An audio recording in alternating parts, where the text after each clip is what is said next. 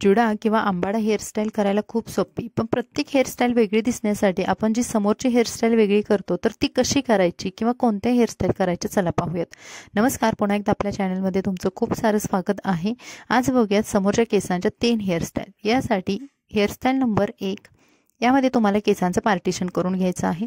जसं तुम्हाला आवडतं मधून किंवा साइड पार्टिशन असं तुम्ही करू शकता। त्यानंतर मागच्या साइडचे थोडेसे केस उचलून घ्यायचे आणि समोरचे थोडे थोडे केस त्यांच्यामध्ये रोल करायचे आहेत।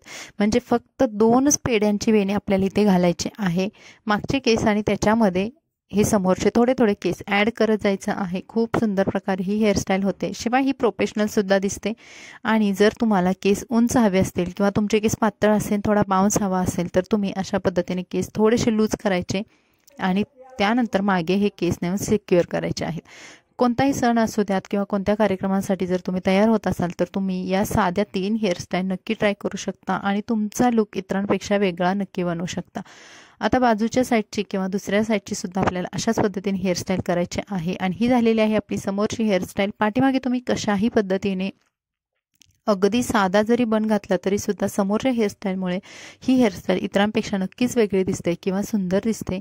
तर ही कशी वाटली कमेंट्समध्ये नक्की सांगा। चला बघूयात हेअरस्टाईल नंबर 2। आता या हेअरस्टाईलमध्ये बऱ्याचशा मैत्रिणींना पप हेअरस्टाईल आवडते, पण पप करताना तुम्हाला सुरुवातीला असं सेंटर पार्टिशन करायचं आहे किंवा साइड पार्टिशन करायचं आहे।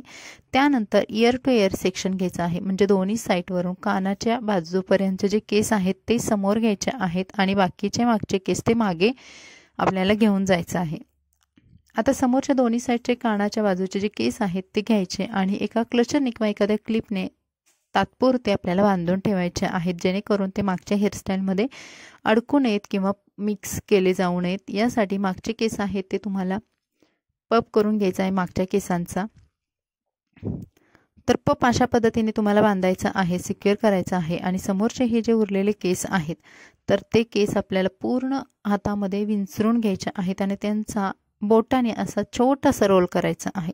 तुम्हाला हवा असेल तर तुम्ही मोठा रोल करून थोडेसे केस फुगवून सुद्धा घेऊ शकता किंवा बाउन्स आणू शकता आणि त्यानंतर पाठीमागे दोन्ही साइडवरून हे केस आहेत ते नेऊन मागे जिथे आपण पप सिक्युअर केलेला आहे किंवा बांधलेला आहे तिथे नेऊन पिनने सिक्युअर करायचे आहेत। आणि ही झालेली आहे आपली हेअरस्टाईल नंबर 2।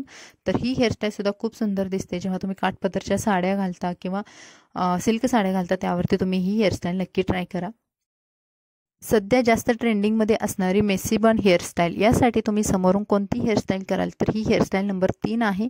तर यामध्ये तुम्हाला समोरचे केस आहेत ते हळूहळू थोडेसे घेऊन रोल करायचे आहेत आणि मागे आपल्याला सिक्युअर करायचे आहेत पिन्सने। आता इथं भरपूर साऱ्या पिन लावायची काहीच गरज नाही, तुम्ही 1 ते 2 पिनमध्ये ही हेअरस्टाईल सिक्युअर करू शकता। फक्त तुम्हाला रोल करायचे आहेत ते थोडे मेसी टाईपमध्ये असावे। मागे तुम्ही कशाही पद्धतीचा मेसी बन घाला, आंबाडा घाला, त्यावरती ही हेअरस्टाईल सूट होते किंवा सुंदर दिसते। तर आणि ही हेअरस्टाईल करायला तुम्हाला वेळ सुद्धा खूप कमी लागतो, शिवाय तो मेसी आणि थोडासा प्रोफेशनल लुक सुद्धा दिसतो। तर या पद्धतीची हेअरस्टाईल तुम्ही नक्की ट्राय करू शकता। तर आजच्या व्हिडिओमध्ये आपण बघितले या 3 हेअरस्टाईल। तुम्हाला कोणती हेअरस्टाईल जास्त आवडली कमेंट्समध्ये नक्की सांगा। आपल्या व्हिडिओला लाईक करा, चॅनलला सबस्क्राईब करा आणि व्हिडिओ शेअर करा। Bye bye.